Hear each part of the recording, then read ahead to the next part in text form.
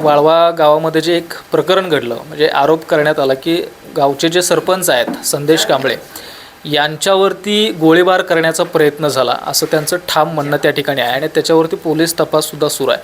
मात्र ते म्हणतात की संदीप धनावडे यांनी माझ्यावरती मारण्याचा प्रयत्न किंवा गोळी घालण्याचा प्रयत्न केला. ते स्वतः संदीप धनावडे आज आपल्यासोबत आहेत. धनावडे साहेब, तुमच्यावरती आरोप होतोय किंवा तुम्ही त्यांना रिव्हॉल्वर दाखवली, ट्रिगर दाबला असं ते स्पष्टपणे म्हणतायत. काय नेमका प्रकार आहे मला सांगा. हा सरपंच जो आहे याला डॉक्टर बाबासाहेब आंबेडकरांची जयंतीची मिरवणूक किंवा छत्रपती शिवाजी महाराजांचा राज्याभिषेक सोहळा किंवा शाहू महाराजांची किंवा कोणत्याही महापुरुषाच्या मिरवणुकीचा प्रथम त्याच्या डोक्यात किंवा त्याच्या पोटात काय दोष आहे ते मला माहीत नाही. डॉक्टर बाबासाहेब आंबेडकर जयंतीच्या कार्यक्रमालाही त्याने विरोध केला होता. तसेच राजश्री शाहू महाराज यांच्या जयंतीच्या ह्याला म्हणजे आपण रितसर ग्रामपंचायतीला पत्र देऊन ती वेळेत आपल्याला परमिशन दिलं नाही किंवा राज्याभिषेक सोहळ्याला सुद्धा त्याचा विरोध होता. मग ह्या महापुरुषांच्या मिरवणुकीच्या बाबतीत त्यांच्या पोटात इतकं का दुखतं आहे याचं मला कारण माहीत नाही. यानंतर आपण ज्या मिरवणुका काढतो ह्या महापुरुषांच्या पण डॉल्बी बंदी राजाभाऊनी केली होती वाळव्यात. सर्व गाव एक वर्ष कुठं डॉल्बी वाजली नव्हती, पण डॉल्बी वाजवायचं जी सुरुवात त्यांच्याकडून झाली. त्यामुळं आम्ही म्हणला महापुरुषांच्या मग मिरवणुकीला आडवं का लावायचं म्हणून आपण डॉल्बी वाजवली. आणि त्या ह्याच्यातनं शाहू महाराजांच्या मिरवणुकीला 10 वाजता आम्ही मिरवणूक बंद केली. परमिशन सहित काढली होती. डेपुटीने परमिशन दिलं होतं मिरवणुकीला. त्यांचं म्हणणं आहे की परमिशनच घेतली नाही. नाही, परमिशनचं पत्र 24 तारखेला दिलं होतं. 25 तारखेला ते आम्हाला देतो म्हणली होती, दिलं नाही. 26 तारखेला सकाळी त्यांनी मला पत्र पोच केलं ग्रामसेवकाने आणि त्याच्यावर सरपंचाची किंवा ह्याची सहीच नव्हती. बिनसहीचं पत्र दिलं.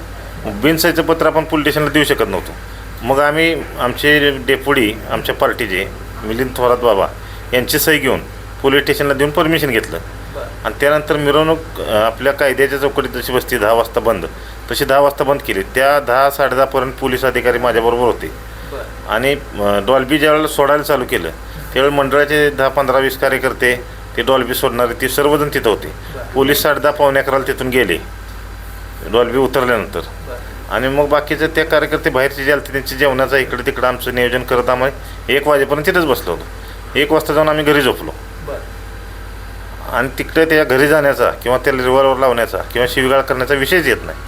मी तिकडे गेलोच नाही आणि असा प्रकार घडलाच नाही. फक्त ही शाहू महाराजांची जयंती, आंबेडकर जयंती, राज्याभिषेक सोहळा ह्या महापुरुषांच्या जयंत्या ह्याला डॉल्बी वाजली ह्या रागापोटी त्यानं माझ्यावर खोटे आरोप केलेले आहेत. आणि त्याचं आपण पोलीस स्टेशनला पण सांगितलं की तुम्ही सर्व चौकशी करा, आसपासच्या प्रत्येक घरात विचारा.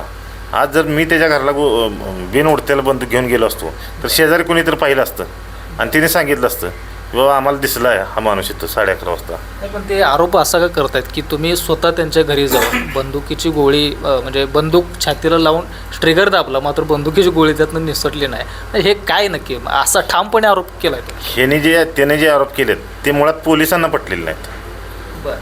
आज कोणाला मारायला गेलं आणि गोळी उडली नाही तर कमीत कमी 2 कानपाडी तर लावून आलो असतो किंवा 4 लाथा तर घातली असत्या. मी मारायच्या उद्देशाने गेलो असतो तर गोळी समजा नाही उडली 4 कानपाड लावून आलो असतो. ते 3 फुटाचा गडी एवढा माझ्या एका कानपडीत बेशुद्ध पडला असता.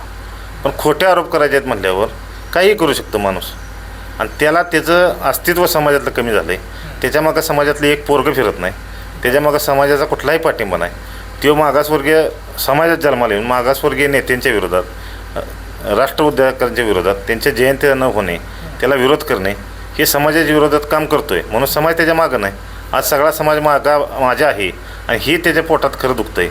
आणि मला कुठेतरी बदनाम करण्यासाठी आणि माझं राजकीय अस्तित्व किंवा माझी वाढती प्रतिमा जशी भावनी सांगितली ते कमी करण्यासाठी माझ्यावर खोटा आरोप केला आहे. आणि जे मगाशी भावनी जी मुलाखत सांगितलं ते सर्व खरं आहे की मी डीपमध्ये सांगू शकत नाही. जे भावनी सांगितलं तसं ते सर्व खरं आहे. आम्ही पण कलेक्टर साहेबांच्याकडं कोर्टात त्याचं कॅवेट दाखल केलेलं आहे की जी वेगळ्या पद्धतीने चौकशी होती, जनतेसमोर सत्य होऊ दे, हे झालं आहे का नाही झालं त्यासाठी आम्ही पण दाखल केलेलं आहे. त्यामुळं मी जास्त काय आता बोलणार नाही. ठीक आहे, शेवटचा प्रश्न आहे. तुम्ही बंदूक घेऊन गेला नसाल किंवा ट्रिगर दाबला नसाल हे सगळं झालं ठीक आहे, पण तुमच्यावर त्याने आरोप असा का केला की गोळी घालण्याचा प्रयत्न केला? म्हणजे ह्याच्यामागं काय वेगळं तुमचं काय वैयक्तिक कारण वगैरे आहे? ह्याच्यामागं त्याचा शिकवता गुरु वेगळा आहे. बरं. त्याला शिकवणारे माणसं आहेत वेगळी, जी त्याला शिकवतात. त्यामुळे त्यानं त्यांचं ऐकून केलं असेल. ठीक आहे. तर नक्कीच आपण बघितलं की होते संदीप धनवडे जे संदेश कांबळे जे सरपंच आहेत गावचे, त्यांनी आरोप केलेला आहे की संदीप धनवडे यांनी रिव्हॉल्वर घेऊन या ठिकाणी माझ्यावरती हल्ला करण्याचा प्रयत्न केला. मात्र संदीप धनवडे यांचं थेट म्हणणं आहे की मी तिकडं रिव्हॉल्वर धरण्याचा संबंधच नाही, मात्र मी तिकडे गेलोच नाही, असं त्यांचं या ठिकाणी आपलं म्हणणं असलेलं आपल्याला बघायला मिळतं आहे. मात्र या प्रकरणामध्ये पोलीस जो तपास करत आहेत किंवा पोलिसांच्या तपासातून काय निष्पन्न होतं आहे हे या ठिकाणी आपल्याला बघणं या ठिकाणी महत्त्वाचं आहे.